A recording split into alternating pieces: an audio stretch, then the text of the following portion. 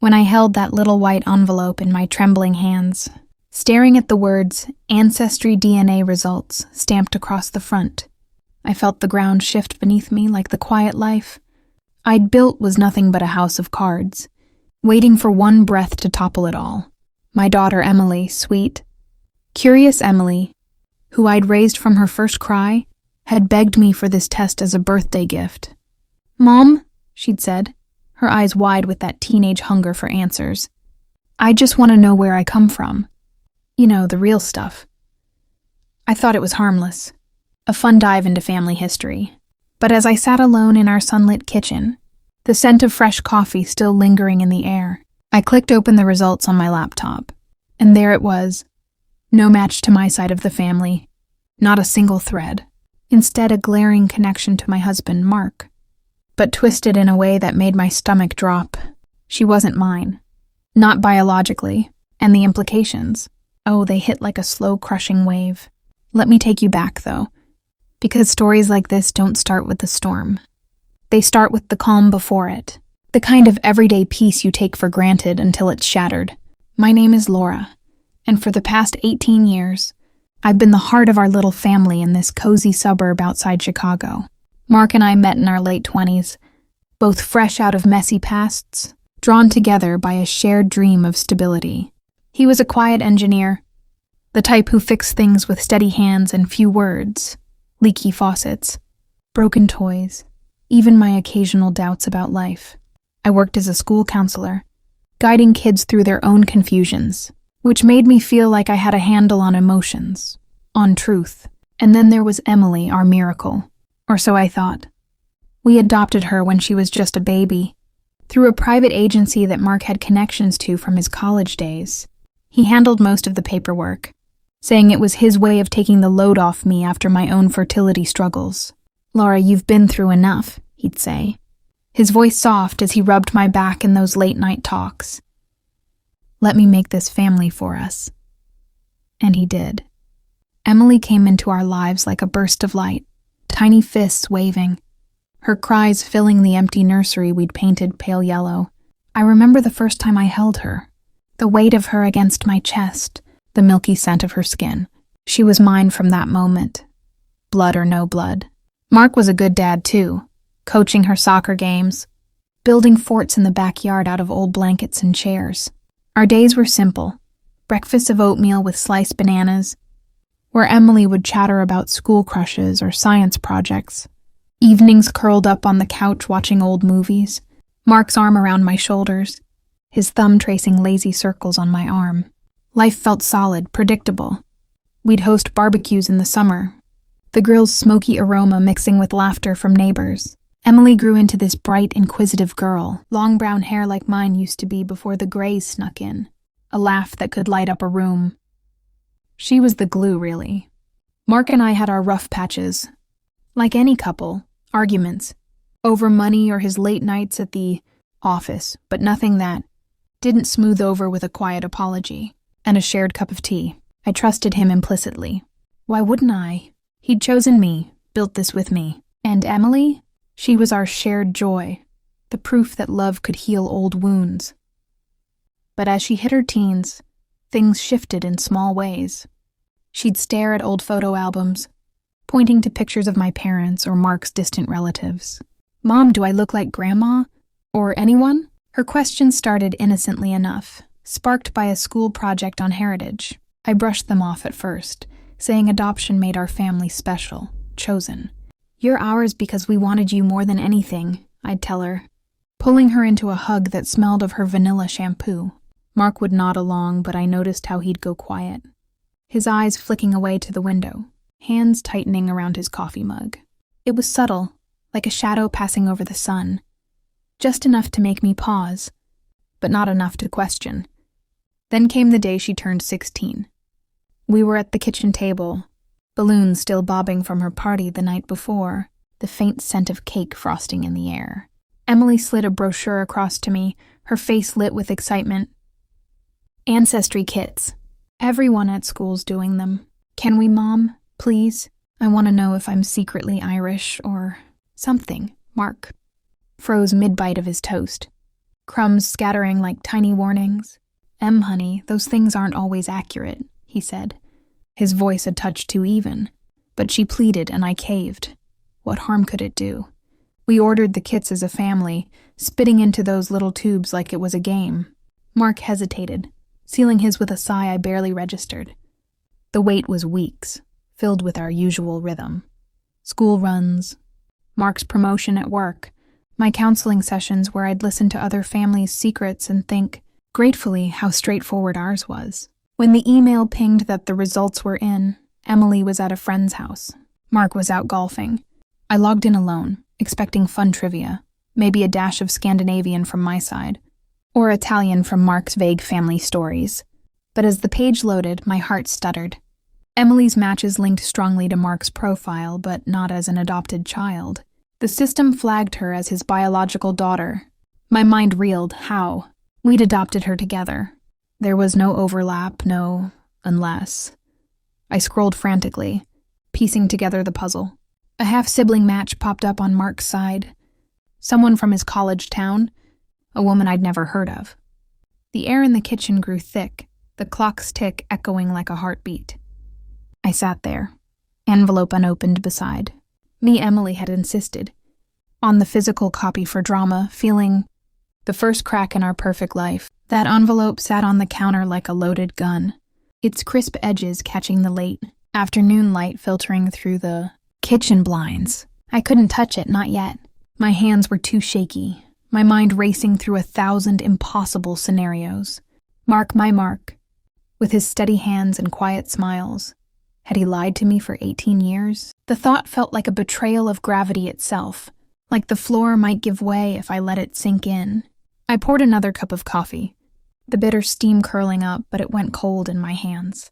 All I could hear was the hum of the fridge and the distant bark of a neighbor's dog, normal sounds mocking the chaos inside me.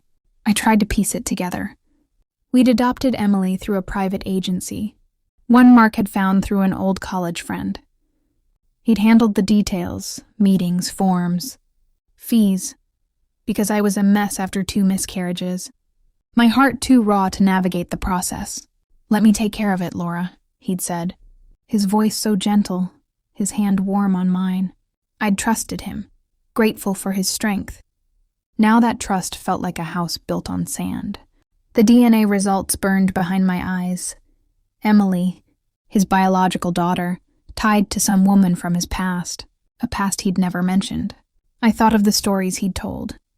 Vague tales of college in Ann Arbor, late-night study groups, a few wild parties, nothing about a girlfriend, let alone a child. I paced the kitchen, my slippers scuffing softly against the linoleum. Maybe it was a mistake. Those tests could be wrong, couldn't they? But the half-sibling match, the woman's name, Sarah T., from his college town, felt too specific, too real. I opened the laptop again, staring at the profile. Sarah T. had a generic avatar. No photo, just a string of genetic markers, linking her to Emily and to Mark. My throat tightened. I wanted to call him, scream, demand answers. But Emily would be home soon, her laughter filling the house, oblivious to the storm brewing. I couldn't face her with this weight in my chest. Not yet. Instead, I dug through old boxes in the garage, the air thick with dust and the faint smell of motor oil. Mark kept his college stuff in a cardboard banker's box, tucked behind Christmas decorations, yearbooks, faded t-shirts, a few dog-eared notebooks. I hadn't looked at it in years. Respecting his privacy, now, my hands tore through it like a thief's. I found a photo, creased and yellowed. Mark, maybe 20, arm around a woman with short blonde hair and a shy smile. They were at a lake, the water glinting behind them, his grin carefree in a way I hadn't seen since. On the back, in faded ink, Mark and Sarah. Summer 99, my stomach lurched. Sarah, the same name. The garage door rattled, Mark's car. I shoved the photo into my pocket, heart hammering, and hurried back to the kitchen, wiping dust off my jeans. He walked in, golf bag slung over his shoulder, his face flushed from the sun. "Hey, hun." he said, dropping a kiss on my forehead, the familiar scent of his aftershave grounding and gutting me at once. Good day? His voice was so normal, so him, that for a moment I doubted everything. Maybe I'd misread the results. Maybe I was losing it. Yeah, I managed my voice thin. M's at Tara's. Results came in. I watched his face, searching for a crack. His smile faltered, just for a second, his hand pausing as he reached for a glass. Oh, cool, he said, too casual. Anything interesting? My heart sank. He knew. He had to know. I wanted to shove the photo at him, demand the truth. But Emily's key jangled in the front door, her voice calling, Mom, I'm starving. The moment slipped away, buried under her chatter about her friend's new puppy and homework stress. That night I lay awake next to Mark, his soft snores filling the dark. The photo burned in my pocket, tucked in my robe on the chair. I couldn't confront him yet. Not without proof. Not without knowing how deep this went. The next morning, after he left for work and Emily caught the bus, I called the agency we'd used for the adoption. The woman on the phone was kind but curt, citing privacy laws. Ma'am, I can't share client details from 18 years ago, she said. Her voice clipped. But I can confirm the adoption was private. Arranged through a third party. A third party. Mark's college friend. My hands shook as I hung up. I spent days unraveling it, each clue a cut. I tracked down Sarah T's profile on a genealogy form, her posts vague but mentioning a lost connection from college. I emailed her, posing as a distant cousin, my fingers hesitating over every word. Her reply came late that night. Polite, cautious, but confirming she'd had a daughter in 2004, given up privately. She didn't know the adoptive parents, only that the father had arranged it. My chest tightened. Mark. He'd known Emily was his. Orchestrated it all and never told me. The betrayal settled like a stone in my gut. I'd rocked her through fevers, braided her hair for school dances, cried with her over first heartbreaks, thinking she was ours, chosen, not his secret. I looked at Emily that evening, sprawled on the couch with her phone. Her laughter so like Mark's it hurt. I had to know everything before I faced him. I deserved that much. The days blurred after that, each one a quiet battle between denial and dread. I went through the motions, packing, Emily's lunch with her favorite apple slices, nodding along to Mark's stories about his workday, even laughing at a silly joke he made over dinner. But inside it was like carrying a live wire, buzzing and dangerous, waiting to spark. I avoided his eyes when I could, excusing myself early to bed with claims of headaches. The photo of him and Sarah stayed hidden in my dresser drawer, a secret talisman I pulled out only when alone, tracing her face with my finger. Who was she? Had he loved her? And Emily, our Emily, his Emily. How could he keep this from me? I needed more than fragments, so I reached out to Sarah again, this time more directly. My email was careful, honest in a veiled way. I think we have a connection through Mark. Please, can we talk? It's about a child. Her response came faster than I expected. A phone number attached with a simple note. Call me tomorrow afternoon. I'll be alone. My heart raced as I saved it. The digits staring back like a lifeline, or a noose. The next day, after dropping Emily at school, I sat in our quiet living room, the curtains drawn against the bright October sun.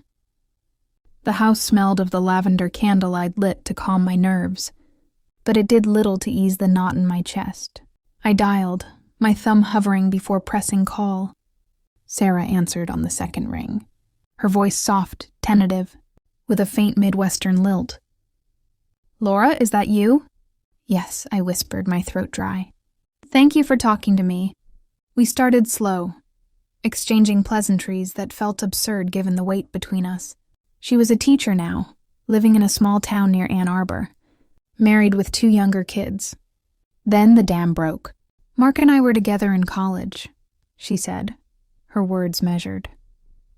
Young, stupid in love, or what we thought was love. We broke up senior year, right before graduation. I found out I was pregnant a month later. I gripped the phone, picturing her on the other end, maybe twisting a ring on her finger like I was. I told him. He panicked, said he wasn't ready, that his life was just starting. But he promised to help, to make it right. Make it right, the phrase echoed bitterly. So, the adoption? I prompted, my voice barely above a whisper. She sighed, a sound heavy with years. He arranged it all. Found the agency through a friend. I didn't want to know the details. It hurt too much. I just signed the papers, held her once, and let her go. I thought that was the end. There was a pause, the line crackling faintly. Until the DNA test. When I saw the match, I wondered. But I didn't reach out. It wasn't my place. I closed my eyes, tears slipping down my cheeks. She's beautiful, Sarah, smart, kind. I've raised her as my own. My voice cracked. But he never told me. Not a word. I'm so sorry, she said, and I believed her. We talked for an hour about the baby she'd named Grace before the adoption, how she'd wondered over the years, peeking at old photos of Mark online but never interfering. By the end, we weren't friends. But there was a fragile understanding. Two women bound by one man's silence, hanging up. I felt hollowed out, the truth a cold certainty now. Mark had fathered Emily with Sarah, then orchestrated the adoption to bring her into our life, his way, of making it right without the mess of confession. He'd let me believe she was a stranger's child. Let me pour my love into her without knowing the full story. The betrayal wasn't just the secret. It was the years of quiet deception, the way he'd watched me mother his daughter and said nothing. That evening, I couldn't pretend anymore. Emily was at a study group. The house empty, except for the ticking clock in the hall. Mark came home, loosening his tie, smiling as he set his briefcase down. "Rough day?" he asked, noticing my red eyes. I stood in the kitchen doorway, arms crossed, the photo and printouts from the DNA site clutched in my hand. "We need to talk," I said, my voice steady despite the storm inside. He froze, his face paling. "Laura, what's wrong?" I held up the photo first, watching recognition flicker in his eyes. "Sarah," I said simply. "Then the DNA results. Emily's your daughter, biologically, and you hid it from me."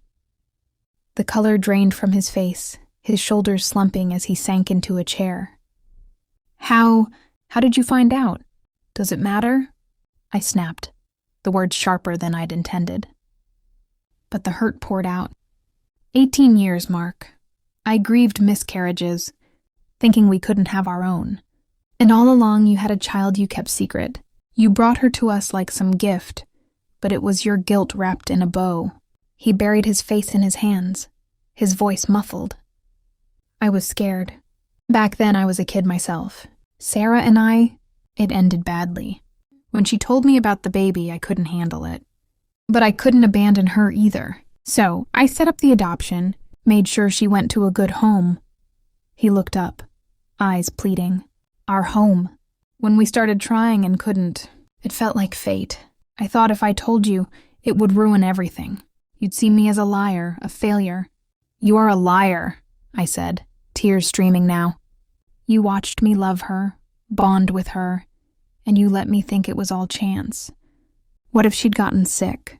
Needed medical history? You risk that for your pride?" He reached for my hand, but I pulled away. "I love you, Laura. I love our family. I thought burying it would protect us." "Protect you," I corrected, my voice breaking. The confrontation hung there, raw and ugly, the air thick with unspoken years. I walked out to the porch, needing space, the cool evening air brushing my wet cheeks. Inside, I heard him sob quietly, a sound I'd never heard from him before. The days after that confrontation blurred into a haze of quiet tension, the kind that hangs in a house like fog, making every room feel smaller.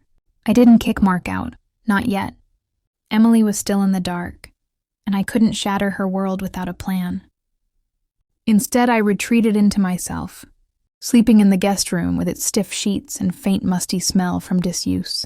Mornings were mechanical, brewing coffee that tasted like ash, packing Emily's backpack with notes of encouragement I barely felt, waving her off to school from the doorway. Mark hovered like a ghost, his eyes red-rimmed, offering tentative apologies over breakfast. "Laura, please," he'd whisper when Emily was out of earshot, his hand reaching across the table. I'd pull back, the touch too raw, too laced with deceit. I needed time to process, to decide what came next. Therapy had always been my go-to for the kids I counseled. Why not for me? I booked a session with a local therapist, Dr. Ellis, a kind woman with a soft voice and an office that smelled of chamomile tea. Sitting in her worn armchair, the afternoon light slanting through blinds.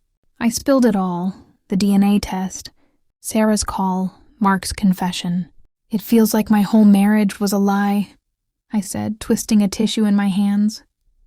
"I love Emily more than anything, but knowing she's his, it changes nothing and everything." Dr. Ellis nodded, her pen scratching notes. "Betrayal like this erodes trust. Laura, but you're strong, you've built a life. What do you want now? For yourself? For Emily?" Her words echoed in my mind as I drove home, the radio droning forgotten. I wanted truth, first and foremost, for Emily to know her story without the shadows, and for Mark to face what he'd done. Not just to me, but to all of us.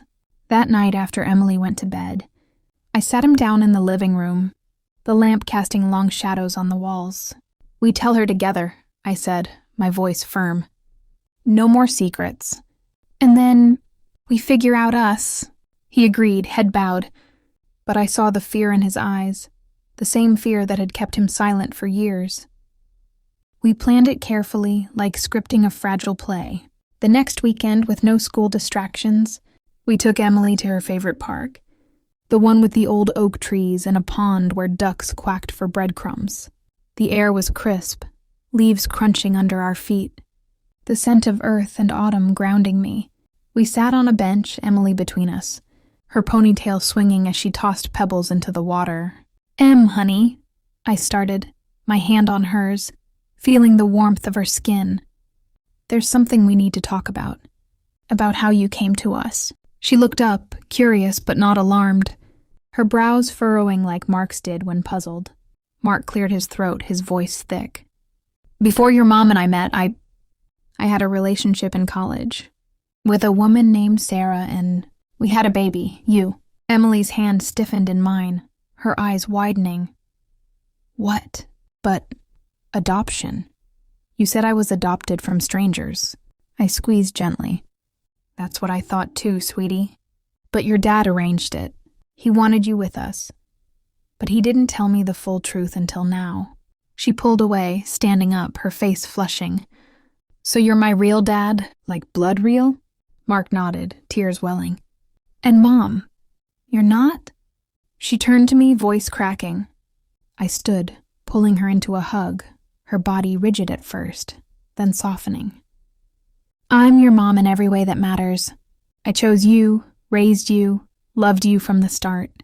Biology doesn't change that." She cried then, hot tears soaking my shoulder, her questions tumbling out. Why the secret? Who was Sarah? Did she want her back? We answered as best we could, Mark's voice breaking as he apologized. "Not just to her. I was wrong to hide it," he said. "I thought I was protecting everyone, but I hurt you both." The walk home was silent, Emily clutching my hand like she did as a toddler. That night she slept in our bed, well, my bed now curled against me, her breathing even as I stroked her hair. Mark paced downstairs. I heard the floorboards creak. It was the start of action, not revenge, but reclamation.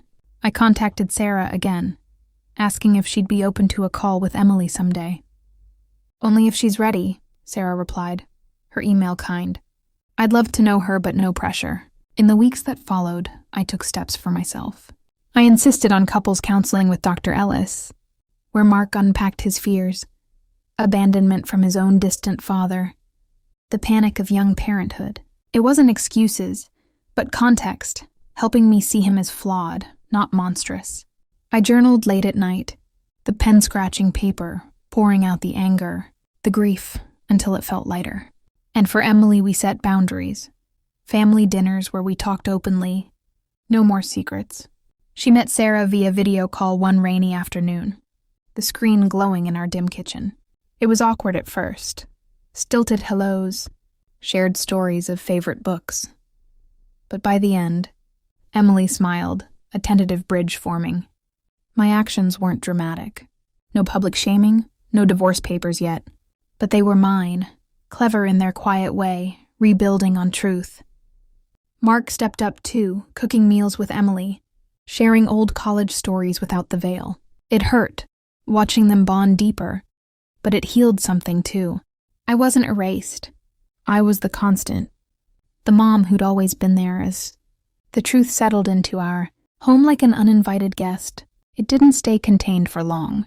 Secrets have a way of seeping out, especially in a close-knit community like ours, where neighbors chatted over fences and school events buzzed with gossip.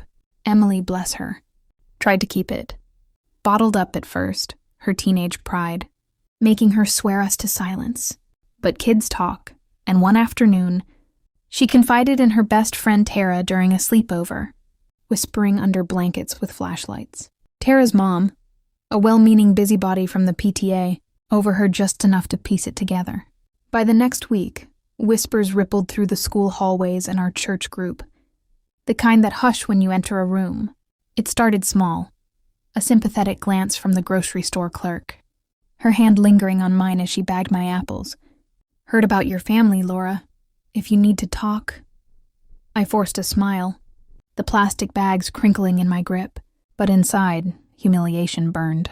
Mark felt it too, at work, where colleagues who'd known him for years suddenly asked, probing questions over coffee breaks. Everything okay at home, buddy? One said, clapping his shoulder a bit too hard. He came home that evening, tie askew, face drawn. People know, he muttered, sinking into the couch with a sigh that carried the weight of exposure. The real unraveling happened at Emily's soccer game, the field damp from morning rain, the air sharp with cut grass. Parents clustered on the sidelines, thermoses steaming, cheers echoing as the girls dashed across the pitch. I stood with Mark, our arms not touching, Emily waving from the bench before subbing in. Then Tara's mom approached, her face a mask of false concern, voice low but carrying. Laura, I just wanted to say how brave you are, raising another woman's child all these years. And Mark, well, men make mistakes, don't they?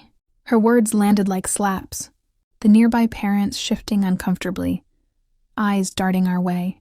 Mark's jaw tightened, his hands balling into fists at his sides. This isn't the place, he said through gritted teeth. But she pressed on, oblivious or intentional. Oh, honey, the whole team's buzzing about it. That DNA test, shocking, really. But Emily's a trooper. Emily mid-game glanced over, her focus faltering as she caught the tension. The whistle blew, but the damage was done. After the game, in the parking lot, a few other parents murmured condolences, their pity like salt in the wound. One dad pulled Mark aside, his voice gruff. Heard about the college fling. Tough break, man. Hope you're making it right. That night, the house felt exposed, windows glowing against the dark like we were on display. Emily slammed her door, tears streaming as she yelled through it. Everyone knows now. They think I'm some secret baby like a soap opera. I sat on the floor outside her room, back against the wood, my voice soft. It's not your fault, sweetie. People talk because their own lives are boring. We'll get through this. Mark hovered in the hallway, helpless, finally retreating to the basement where he punched a pillow in frustration. I heard the muffled thuds. The consequences spread further, touching Mark's professional life. His boss called him in for a chat, the office air-conditioned and sterile, fluorescent lights buzzing overhead. Personal matters affecting work? The man asked, eyebrows raised over his glasses. Mark admitted the strain, but it led to sidelong glances in meetings. Projects reassigned just in case. He told me about it over a tense dinner, fork pushing peas around his plate. They're questioning my judgment, Laura. Like one mistake defines me. I wanted to snap that it wasn't one. Mistake, it was 18 years, but I bit back the words. Instead, I said, actions have ripples, Mark. This is yours. In our social circle, invitations dwindled. The couples book club I'd loved, with its wine and laughter, went quiet on my texts. One friend confessed over coffee, her cup clinking nervously against the saucer. It's awkward, you know? No one knows what to say. The isolation stung, but it also clarified who our real friends were. A few stood by, my coworker from school, bringing casseroles with notes of support, her hug smelling of vanilla. Mark's old golf buddy, who listened without judgment, over beers. Emily faced the brunt at school, teasing whispers in the locker room, a boy joking about her real mom. She came home one day, backpack thudding to the floor, eyes blazing. I told them off, she said, chin high. Said my family's stronger than their gossip. Pride swelled in me, mixed with ache. We talked it out, her head on my lap as I stroked her hair, the TV murmuring in the background. Mark joined, tentative, sharing his own regrets. It was raw but real, the public fallout forcing us to confront the mess together. Sarah got pulled in too, indirectly. Emily mentioned her in a school project on family trees, and word reached back to Sarah's town. She emailed me, concerned. Rumors are flying here. Old classmates asking questions. It was a small price, but it humanized her. Another life touched by Mark's choice. In the end, the consequences weren't cruel, just inevitable. Lost trust from acquaintances, strained silences at gatherings. A reevaluation of relationships. Mark bore the moral weight. His confidence dimmed, but it pushed him to change. Volunteering at Emily's school, owning his story in quiet ways. Through it all, dignity held me steady. No screaming matches, no social media rants, just quiet strength letting the truth do its work. Months turned the sharp edges of our pain into something smoother, like river stones worn by steady current. Healing didn't come in a rush. It was slow, deliberate, like planting a garden after a storm, tending each sprout with care. I threw myself into routines that grounded me. Early morning walks in the neighborhood, the pavement cool under my sneakers, birdsong cutting through the quiet dawn. Work at the school became my anchor, listening to students, stories reminding me that families bend but don't always break. Emily blossomed too, her questions evolving from anger to curiosity. She and Sarah exchanged emails now, light ones at first, sharing favorite recipes or book recommendations, the scent of fresh baked cookies filling our kitchen when Emily tried one of Sarah's banana bread recipes. It's weird but kinda nice, Emily admitted one evening, flour dusting her cheeks, like having an extra aunt or something. Mark and I navigated the fragile space between us with counseling as our map.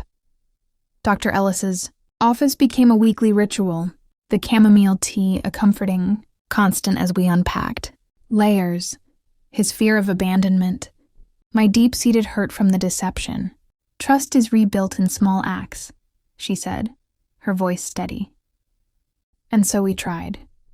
Date nights at our old favorite Italian place, the garlic bread warm and crusty, conversations flowing easier over candlelight. He opened up about his college days, the pressure of expectations, how Sarah's pregnancy had terrified him into silence. I regret it every day, he confessed one session, his hand finally reaching mine without me pulling away. It wasn't forgiveness overnight, but a gradual thaw, like ice melting drop by drop. Months turned the sharp edges of our pain into something smoother, like river stones worn by steady current. Healing didn't come in a rush. It was slow, deliberate, like planting a garden after a storm, tending each sprout with care. I threw myself into routines that grounded me. Early morning walks in the neighborhood, the pavement cool under my sneakers, birdsong cutting through the quiet dawn. Work at the school became my anchor, listening to students, stories reminding me that families bend but don't always break. Emily blossomed too, her questions evolving from anger to curiosity. She and Sarah exchanged emails now, light ones at first, sharing favorite recipes or book recommendations, the scent of fresh baked cookies filling our kitchen when Emily tried one of Sarah's banana bread recipes. It's weird but kinda nice, Emily admitted one evening, flour dusting her cheeks, like having an extra aunt or something. Mark and I navigated the fragile space between us with counseling as our map. Dr. Ellis's Office became a weekly ritual, the chamomile tea a comforting constant as we unpacked. Layers, his fear of abandonment, my deep-seated hurt from the deception. Trust is rebuilt in small acts, she said, her voice steady. And so we tried. Date nights at our old favorite Italian place, the garlic bread warm and crusty, conversations flowing easier over candlelight. He opened up about his college days, the pressure of expectations, how Sarah's pregnancy had terrified him into silence. I regret it every day, he confessed one session, his hand finally reaching mine without me pulling away. It wasn't forgiveness overnight, but a gradual thaw, like ice melting drop by drop. Looking back now, as I sit here in the quiet of our home, the same one where secrets once hid in the shadows, I realize how far we've come. Life isn't the flawless picture I once imagined, but it's richer for the cracks, mended with honesty and time. Emily's off at college now, studying biology of all things, fascinated by the very science that upended our world. She calls weekly, her voice bright over the phone, sharing stories of dorm life and new friends. Mark and I were still together, not out of habit, but choice. Renewed vows whispered under that old oak tree. A promise to face whatever comes next side by side. Sarah's part of the tapestry too, a distant but warm thread, sending birthday cards that make Emily smile. The lesson in all this? Secrets might bury the pain for a while, but they fester, poisoning the roots of what you love most. Truth, even when it hurts, sets you free. Free to heal, to forgive, to grow stronger. I wouldn't wish this on anyone, but I'm grateful for the woman it made me. Resilient, open-hearted, unafraid to question and rebuild. If you've been through something like this, a hidden truth shaking your foundation, how did you find your way back? Would you have confronted it the way I did, or chosen a different path? Share in the comments below. Your stories might help someone else feeling lost right now. And if these tales touch you, hit that subscribe button. Let's keep sharing the real, raw sides of life together. Until next time, take care of your hearts out there.